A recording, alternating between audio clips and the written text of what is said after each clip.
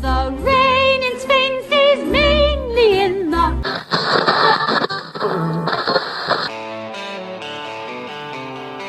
Step by step through the sun and rain, over mountains, across the plains. WCBH is on the go. Join us as we walk the Camino. Good morning, it's day 13, Thursday the 12th of March. We're walking from, what did we say last night? Navarrete. Walking from Navarrete with that beautiful gold church to Nejera today, 16 kilometres. Last night's stay was in a beautiful, what I would call an executive apartment. However, it had some quirks, as many of them do. Quirk number one, the radiators were not working. Actually, they probably worked. They weren't switched on, which meant that it was very, very cold, and it was a cold night as well. Quirk number two is the shower. Now, because we're in a different accommodation every day, we're getting to see the full range of shower heads, shower roses, taps and dials to control the showers. Last night, 3 dials, a handheld shower, an overhead shower, 6 jets that blast into you depending on the controls. Now, that all sounds great. It was space age, like there was a panel and everything. But try and get the 3 dials to actually work the temperature, the flow, whatever the third one did, was interesting. So you got it set right. And then it must have been shorting, or it had a mind of its own, because without touching anything, it would take the water right up to scalding and then plummet it down to freezing. And you wouldn't dare touch a dial, because if you touched the wrong dial, suddenly the 6 jets would turn on and you'd either get a nasty surprise of cold water, which I don't like, not a fan of cold water, or scalding water. So anyway, when did taps stop doing their job? When did the simple shower hose stop doing its job? Well, as we work our way through rural Spain, we're getting a good view of all the different dials and devices in the shower to deliver some nice warm water, please. Anyway, first world problems, 16 kilometres. We just coming up on the 200 kilometre mark in about 1 kilometre. This is, what did I say, day 13. That includes our rest day. So in 13 days, including the rest days, 200 kilometres. By the time we finish today, we'll have done about 200 and just short of 200. Yeah, probably about 210 kilometres. So you can see sort of the speed and the progress we're making.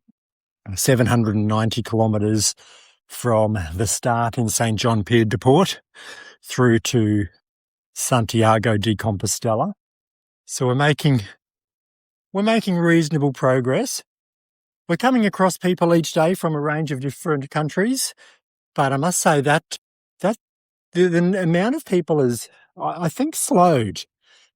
Someone said to me that a lot of people try and start the Camino on the 1st of the month, and maybe that just in their own mind. And, we started on the 28th of Feb, so we were close to the 1st of the month as well. And because we're going at a slower pace than what the guidebook says are set stages, and you can do it whatever pace you want, you can go fast or slow and anything in between, possibly the bulk of people that started at the 1st of the month of March, they're in front of us now, a couple of days in front of us. So then there's other people sort of walking at around our pace, or people who are walking quicker who might be coming up and overtaking us. The other theory that I heard was, and I haven't tried to calculate this, is starting about when we did gets you into Santiago for Easter as well, if you set a cracking pace. So there might have been a few people on the go to try and make Santiago for Easter. We've got the time, we've got the space. We're not going to make Santiago for Easter, and that's okay. We'll have Easter wherever Easter falls. And if last night's church, with all of its gold and beauty, is anything to go by, you don't need to be in Santiago for Easter to be in a beautiful church. Every town seems to have a beautiful church. Early on, we We saw a number of road bikes, so what I would call a racer bike. But the last couple of days, the bikes that we've seen on the path have been more mountain bike, and people are coming along the same paths that we're on. You know, the paths we've been on for the last few days are very much mountain bike friendly. The paths we were on for the first couple of days, probably not quite possible for the mountain bikes. So 200 kilometres. Body is still holding up well for all three of us. Food's been good, but you do miss the foods from home and being able to get the foods that you want when you want it. So, yeah, we're travelling well.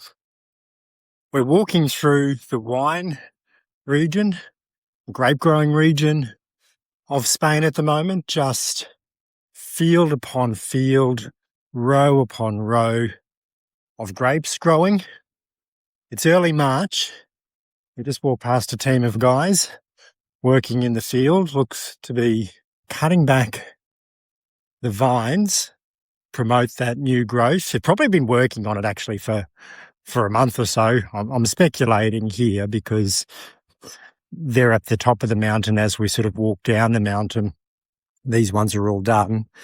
So we're just trying to sort of map it out. If winter ended the end of Feb, spring started the start of March, doing the pruning now to promote new growth as it starts to warm up, and then the grapes come on after the new growth.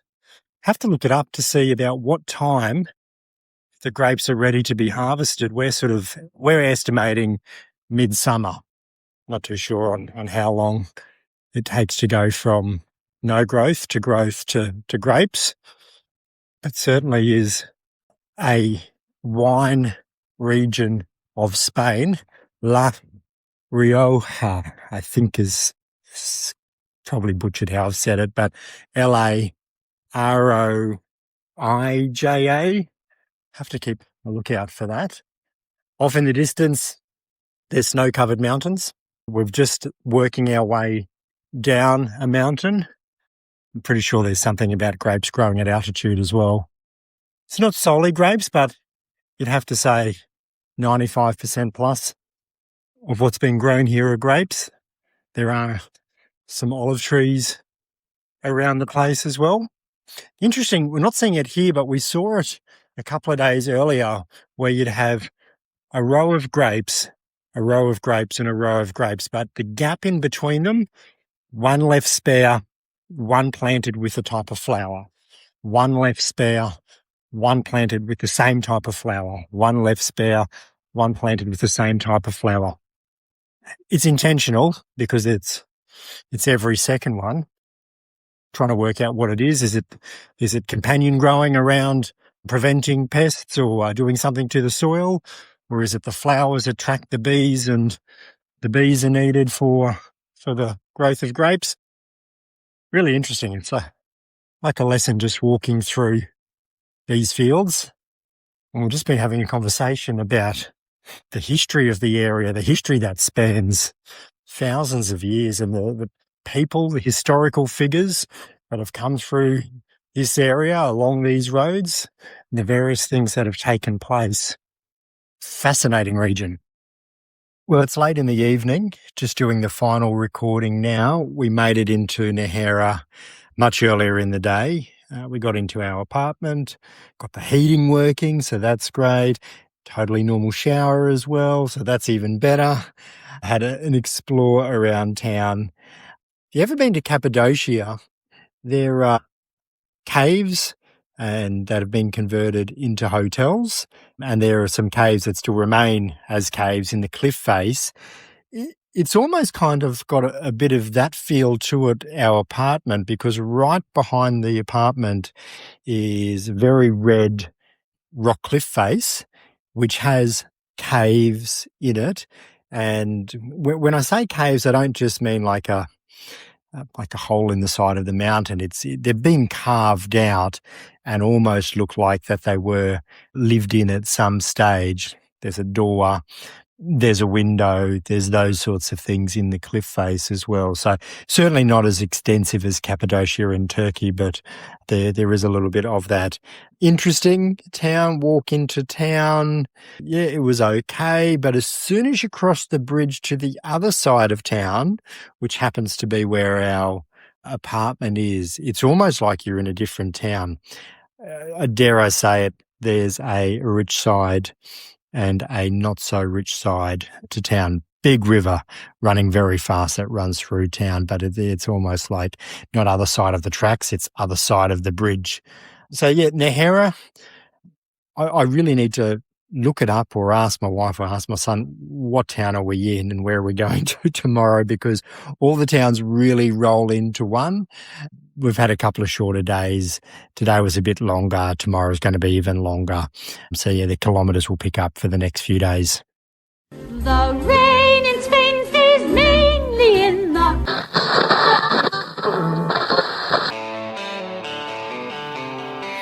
Step by step through the sun and rain, over mountains, across the plains. WCBH is on the go. Join us as we walk the Camino.